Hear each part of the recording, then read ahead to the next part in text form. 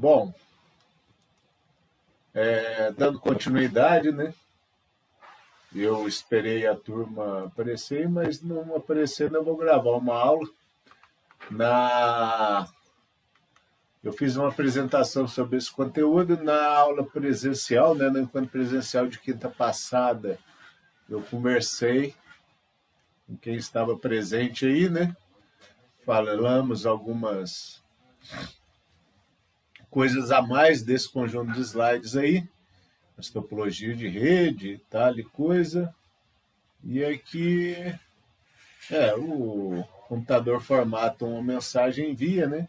A diferença de um hub, o switch, a questão os switches criam redes locais, né? E no caso aqui tem a simbologia no qual estes pontos, né? Acredito até que eles colocaram como switch verde e o roteador para redes externas, né? Aqui, né? Desse switch, né? Ele consegue prover acesso a conteúdos dentro da rede local aqui. Ou, através de firewalls, né? Também prover conteúdo a acessos externos. Normalmente, o modelo cliente-servidor não permite, como é que fala? Que se não houver não é bem uma abertura, né, uma permissão na rede, um cliente aqui não consegue acessar essas máquinas internas. Geralmente os firewalls das intranets, elas bloqueiam o acesso externo, né, permitindo somente determinados conteúdos, né, de serem acessíveis do mundo da internet aqui. Questões de segurança. Um roteador, aqui encapsulamento, né? Não, encaminhamento, os hops, os saltos, cada roteador que uma mensagem trafega, né? Ela decrementa um salto. No início da internet era chamado time to live, tempo de vida, e esse TTL é decrementado a cada salto. Se imaginava que no início da internet um salto desse aqui, um tráfego entre dois roteadores, né, demorava em torno de 1 segundo. Hoje, com enlaces óticos, altas taxas, esses enlaces, né, são um pacote propaga de um roteador a outro por um tempo menor que 1 segundo. E daí, uma convenção da internet atual é que a cada hop o TTL decrementa 1. E caso o pacote não alcance o destino e o TTL chega a 0, o roteador vai descartar esse pacote para ele não ficar eternamente rodando a internet sem achar o seu destino, né? Geralmente é limitado em 64 hops. Os protocolos, na verdade, isso aqui é até interessante refalar, né, que nós temos aqui referente ao OSI a camada 3, né, camada de internet, mas outros protocolos como BGP, RIP, SMP, SNMP, cadê? CMP, IGMP, esses protocolos que eu comentei, destaquei aqui, eles são, de certa maneira, desenvolvidos para auxiliar, para facilitar a operação, facilitar o roteamento, né? Principalmente esses dois, o Border Gateway e o Route Information Protocol, são utilizados para atualização de tabela de roteamento. Então, eles, em relação ao modelo OSI, eles estão na camada 2. Mas a forma de implementação, né, esse BGP e o RIP, né, na verdade, aqui, né, eles estão acima da camada de transporte. E daí pode ser visto como aplicações. Eles usam essas funções, né, da camada de transporte para tornar, no caso o BGP, a troca de informação confiável. O TCP, né, eles usam o TCP por ser confiável. Vamos falar disso daqui a pouco.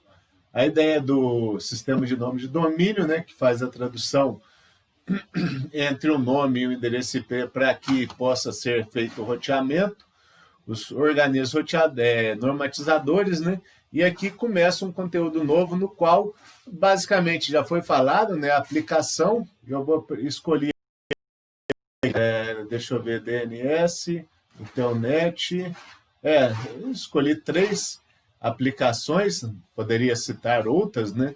O envio de e-mails, transferência de arquivos, mas o Hypertext Transfer Protocol, que provê, né, a ideia de modelo cliente-servidor da internet, no qual um cliente envia uma solicitação para a porta 80 na camada TCP, né?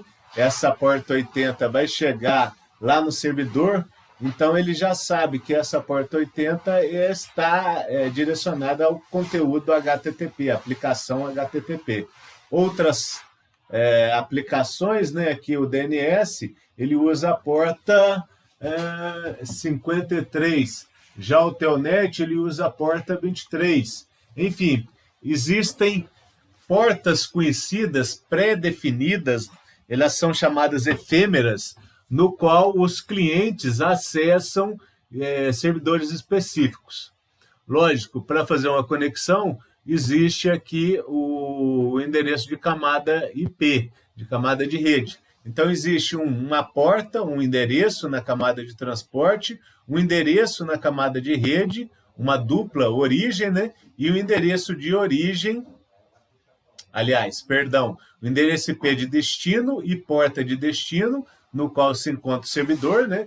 O servidor, a sua porta 80 é pré-definida, a não ser para, por exemplo, modelo cliente-servidor não aberto em internet. Para tornar difícil o acesso ao conteúdo, o pessoal de TI pode mudar a porta, né? E aí tem que ser configurada no cliente qual a porta que foi escolhida para se acessar esse conteúdo. Na verdade, isso não inviabiliza, mas dificulta muito o ataque às empresas, né? No caso que não queiram ter o seu conteúdo ou conteúdo específico difundido na internet. Para a difusão, né, para que todos tenham acesso, é interessante o emprego dessas portas conhecidas. Eu comentei na aula passada a questão dos sockets, né? Existe a porta e endereço IP de destino, o endereço IP de origem e também uma porta de origem, que no qual essa porta de origem ela deve ter um número não reservado dentre aqueles definidos como efêmeros. Se eu não me engano, deixa eu lembrar aqui, né? Lembrar, no caso, olhando, tem o cabeçalho do TCP, e lá no cabeçalho tem Source Port, Destination Port. No caso do DP também tem origem e destino das portas, né? E no caso foram reservados, tanto aqui quanto aqui, 16 bits para definir as portas, e daí são 65.536 combinações, se não me falha a memória. Então, até a porta 3.000 são reservados esses números para aplicações específicas. E a partir de 3.000, do número 3.000, os clientes podem gerar portas aleatórias até o número de 65.000. No caso, o servidor, quando ele responde com aquela porta, lógico, origem era 80, destino era uma porta aleatória. Na hora que o servidor vai responder, a porta de origem agora vai ser aquela porta com a qual o cliente enviou a solicitação, e a origem, né, no caso, vem a ser a porta 80. Então, o modelo da internet é esse. O cliente sempre inicia uma conexão com o servidor. E o servidor processa e responde e entrega aquele conteúdo. Outras aplicações como jogos, voz, são geradas funções aqui entre a camada de aplicação e a camada de transporte. Mas, basicamente, aqui é uma ideia dessa... aqui falou, né, o Uniform Resource Locator, né, o URL, que é a linguagem no qual se define os endereços desses servidores na internet. Eu não comentei, né, o conceito da nuvem aqui é que qualquer dispositivo conectado à nuvem vai ter acesso a qualquer dispositivo a ela conectada, não importando do ponto de vista do usuário, né, qual o caminho, ou quais roteadores um pacote percorre, ou caminhos diversos. O que importa do ponto de vista do cliente é que ele envia uma solicitação para o endereço pré-determinado, no caso a rede aqui é a internet, né, o endereço IPv4, e esse pacote vai chegar ao seu destino. E, enfim, o conceito de nuvem é que todos estão conectados a todos a partir do momento que eles conhecem o endereço IP. E esses servidores, né, são nomeados de maneira meio que uniforme, né, definida. Aqui está falando o protocolo. Se fosse um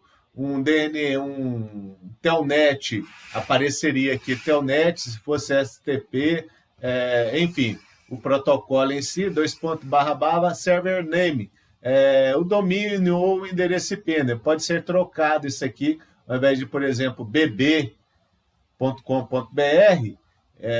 pelo endereço IP que a internet consegue rotear. No caso, o nome do servidor ele é utilizado pelo DNS para descobrir o endereço IP associado a esse nome. E dentro do servidor, né, file type, search object, né, dentro de um servidor, por exemplo, da Cisco, existem diferentes áreas, né? Pode ser da área de vendas, pode ser a área de atendimento ao cliente, pode ser produtos, pode ser manuais, pode ser uma série de coisas dentro daquele servidor, né? A ideia dos nomes eu comentei na aula passada, mas aqui tem uma estrutura, né, no qual eles falam de raiz, né, unnamed. Você criou, eu quero um site grrmtb, no qual ele vai ser sei lá, int. Não sei nem o que é um int. Tem um IND, né, da indústria, mas poderia ser comercial, educacional, governamental, militar, .net, coisas da internet, né? .org, geralmente instituições sem fins lucrativos, são instituições filantrópicas, né? Padronizadoras, elas geralmente utilizam a extensão .org. E dentro dessas organizações, né, também há uma, de certa maneira, organização geográfica, né? 2-letter country codes defined in ISO 3166. Então, aqui tem Austrália, United States, United Kingdom, BR, PT de Portugal, CH da China, JP do Japão. E o DNS, né, basicamente aqui é um serviço, mas são servidores de nomes e domínios, né? São esses nomes, você registra o nome e atrelado a esse nome deve ter sido atribuído o endereço IP. Então, esses servidores DNS servem para fazer essa associação. E, através dessa história de nomes, né, são servidores interligados entre si. Aqui no Brasil, ele vai conseguir uma rota, por exemplo, se eu mandar uma solicitação de nome no qual tenha ponto Austrália. O DNS aqui do Brasil vai direcionar para um DS lá da Austrália, não lá dos Estados Unidos, ou da China, ou da África, da Rússia. Pela estrutura de nomes, é possível encaminhar uma solicitação de tradução de nome para o endereço IP para aquele DNS mais provável ou mais próximo, né, no qual tenha esse registro. Os DNS são configurados, né, para comunicar entre si. Aqui a ideia do telnet, no qual é o acesso remoto a terminal. Eu usei bastante isso. Eu tinha um computador na Unifei, se eu não me engano, chama-se TeamViewer, né? No qual aí não é bem o telnet, mas ele usava o telnet, é uma aplicação no meu computador, uma aplicação no computador de lá, ou qualquer outro computador, no qual é criado um túnel, né? um telnet, e aí eu consigo visualizar tudo que está acontecendo lá no destino. Eu lembro que na época que eu prestava serviços pela Ericsson, muitas vezes eu tinha algumas dificuldades de acessar certos equipamentos. Então, o TI aqui no Brasil, geralmente, que era o cara que eu conhecia, ele acessava o meu computador e eu ficava acompanhando ele configurar, né, muitas vezes. Eu ficava acompanhando o mouse sendo mexido no meu computador, mas comandado por um computador bem distante, né? No caso, tem aqui no Brasil e eu em algum lugar, geralmente na América Central, lá nas ilhas ali do Caribe, né? Foi a época que eu mais utilizei acesso a equipamentos. A Ericsson tinha um centro de treinamento aqui no Brasil e, via acesso remoto, tinha toda uma segurança envolvida, né, para acessar o equipamento aqui de qualquer lugar do mundo, né? Bom, basicamente, aqui está falado realmente da camada de transporte, né? Até aqui eu mencionei algumas aplicações, e na camada de transporte, talvez o principal objetivo é essa multiplexagem de conexões, né? Eu posso ter no meu computador, dar um escape aqui, até ver se apareceu alguém na aula. Não apareceu. Como não apareceu, eu comecei a gravar esse vídeo, né? Eu tenho uma aplicação aqui da reunião do Google. Isso aqui é a apresentação lá que eu estou falando para vocês, mas é um conteúdo que está lá no Google. Tem o WhatsApp, eu vou fechar ele aqui para não fazer barulho. Tem aqui uma pesquisa que eu fiz antes da aula. Nós temos várias aplicações nesse browser. Eu poderia ter diferentes browsers aqui, né, ligados. Aqui tem 1, 2, 3 browsers ligados, e no meu computador, na minha máquina, somente há a atribuição de um único endereço IP.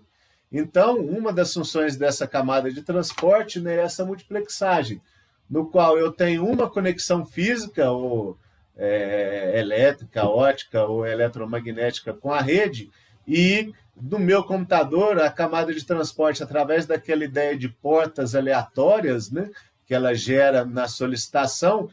Eu gerei aleatório 3023, numa próxima HTTP 3024, no próximo 3000 ou 60.000, enfim, para um único endereço IP é como se existissem túneis específicos aqui na camada de transporte para cada aplicação. E essas aplicações, né, são multiplexadas para empregar um determinado caminho, conexão aqui com a internet. E aqui está mostrando, né? Source, port 3000, Source, port 3001, 3002, são as portas aleatórias geradas pelo cliente e devem ter número maior do que 3000, porque aqui tem lá as de origem, né? Aliás, de destino, Simple Mail, envio de e-mail, geralmente a porta 25, FTP, porta 21, HTTP, porta 80.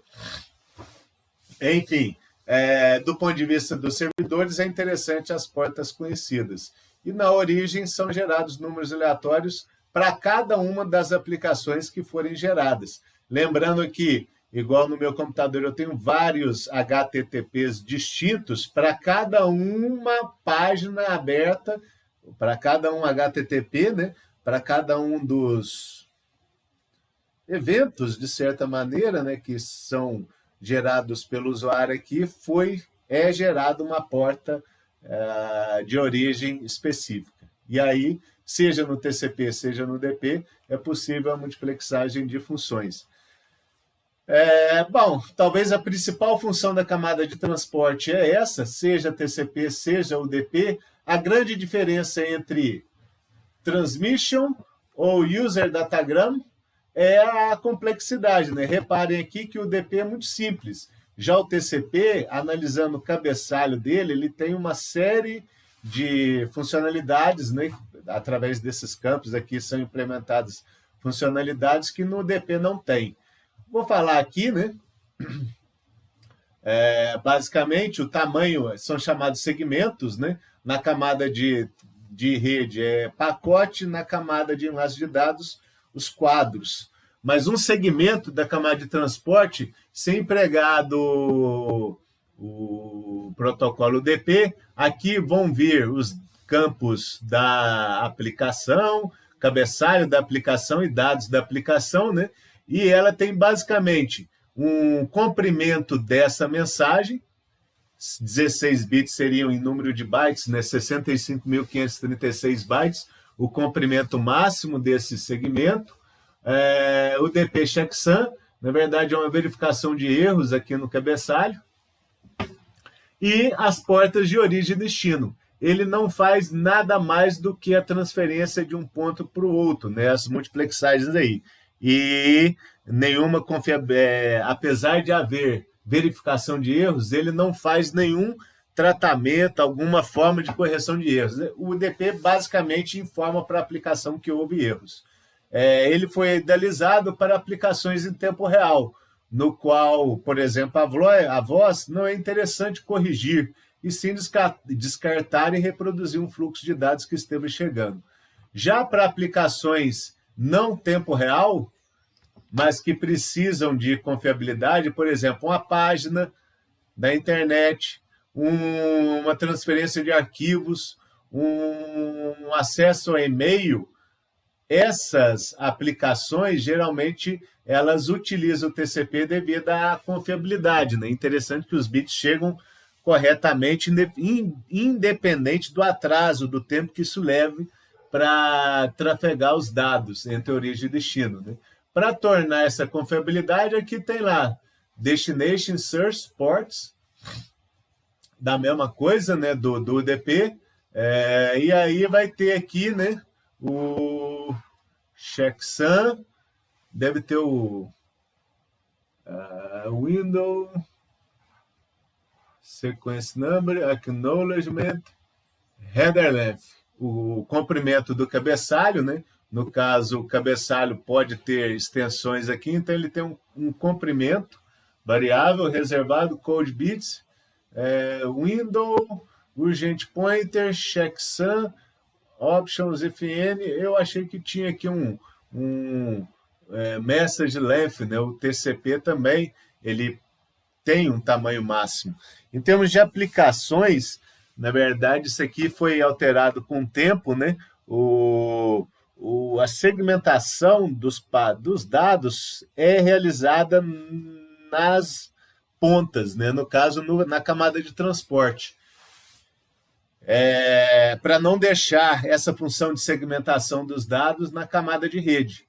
Então, a camada de transporte, o TCP, deixa eu voltar um pouco aqui, né? Em termos de sistema operacional, a camada de transporte conversa com a camada física para saber as características, né, que existem nessa camada física. Por exemplo, se for o Ethernet, vão ser lá 1.528 bytes. Se for o Wi-Fi, vai depender do canal de comunicação. Então, a camada de transporte, conhecendo o tamanho do quadro aqui, né, nas camadas inferiores, ela vai segmentar os dados e transferir para a camada de rede bits, tamanho de quadros, né?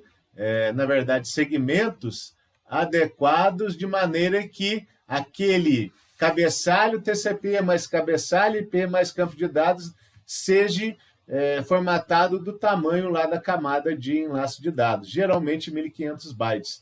Esse parâmetro é chamado MTU, Maximum Transfer Unit, e são coisas do sistema operacional que descobrem, né, as características lá das camadas inferiores para facilitar o tratamento de dados. Essa questão de sequence number acknowledgements, como a informação pode ser segmentada, né, a cada envio vai haver, na verdade, eles chamam de janela deslizante, né? Por exemplo, podem ser a cada 50 segmentos, vai vir um reconhecimento positivo, se tudo correr bem, de todos os segmentos enviados até então. Se houver falha, erro na transferência de algum segmento, o reconhecimento, acknowledgement number, né, ele vai reconhecer o último segmento que chegou corretamente. E daí o transmissor reenvia dados, né?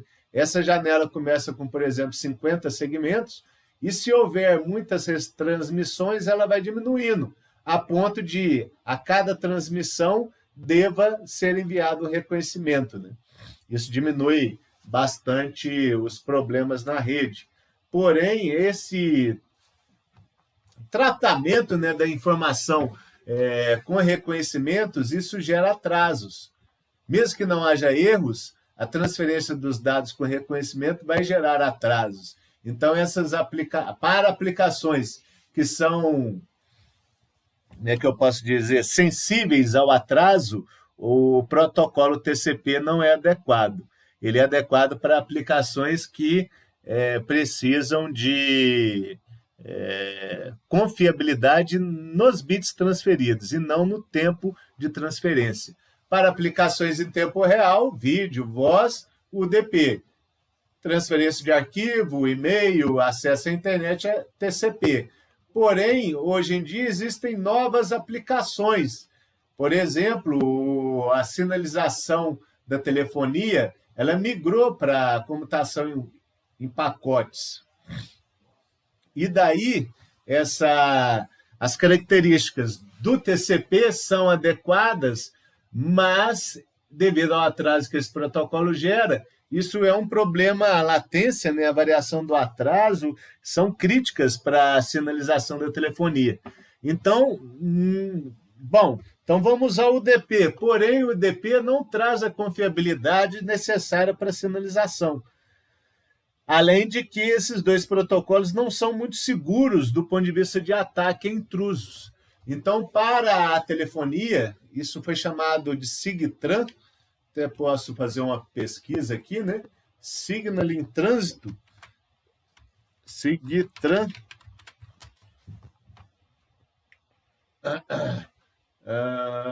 motivador do desenvolvimento do SCTP. Ou seja, além do TCP e UDP, o SIGTRAN, né? Então podemos até olhar na Wikipédia aqui, né? Vamos ver o que ele fala, se tem alguma figura. Mas lá na telefonia fixa, né, tinha lá Message Transfer Party, Internet Service User, não lembro, SCCP, OSS1, TCAP, várias aplicações da telefonia usando MTP2, MTP1, coisas da telefonia fixa. O SIGTRAN, para cada uma dessas aplicações aqui da telefonia, eles definiram camadas de adaptação de maneira a permitir mandar lá para o o SCTP, né, e cair na camada Ethernet. Então, o SCTP, ele é um protocolo que tem as características do UDP, transferência rápida de mensagens, tem as características do TCP, confiabilidade quanto à informação transferida, e, além disso tudo, ainda há autenticação de usuários, né? A rede de telefonia ela tem que ser bem mais segura do que a internet propriamente dita. Então, eles desenvolveram um protocolo que contemplou os benefícios de UDP e TCP, da camada de transporte, e mais algumas coisas que foram necessárias lá para a sinalização da telefonia. Bom, eu fiz essa gravação aqui enquanto eu esperava a turma, parece que não chegou ninguém. Temos eu e a minha tela aqui, né, como pessoas na aula. Acredito que eu esteja falando aproximadamente meia hora, eu acho que está bom para esta aula, não estender muito. Se tivessem pessoas aí na aula, eu explicaria, daria outros exemplos, mas para esse conteúdo está dada a